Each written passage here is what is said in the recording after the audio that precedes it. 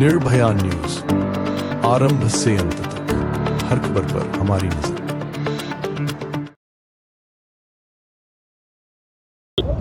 खूब ज एक शरमजनक घटना आज गुजरात अंदर जे बनी भावनगर अंदर आ गांधी और सरदार गुजरात अंदर जयरे दारू नी छूट नहीं अपना गुजरात अंदर त्यारे भावनगर अंदर जे झेरी लठ्ठाकांड कारण जे 10 થી વધુ લોકો मृत्यु पाम्या आज 30 થી 35 लोग होस्पिटल गंभीर रीते आज सारवार लई रह्या छे त्यारे खूब शरम आवी जोईए सरकार ने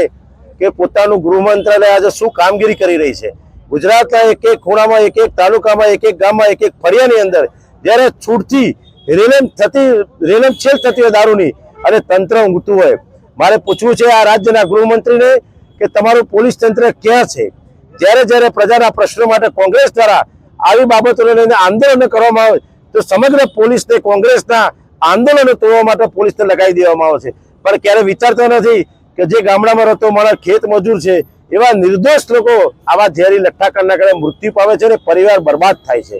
એ જ પોલીસને મારે કહેવું છે ગૃહમંત્રીને કે તમે જ્યારે કાયદો બનાવો છો કે જે વિસ્તારમાંથી આજે જે પોલીસ અધિકારીના વિસ્તારમાંથી દારૂ પકડા સસ્પેન્ડ કરશે,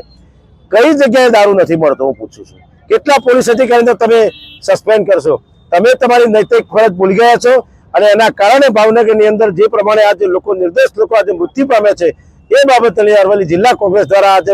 મોડાસા ખાતે 4 રસ્તા ઉપર આજે ધરણા પ્રદર્શન કરી અને સરકારની નિષ્ફળતાને વખોડવાનો પૂરેપૂરો પ્રયત્ન કરી રહ્યા છે।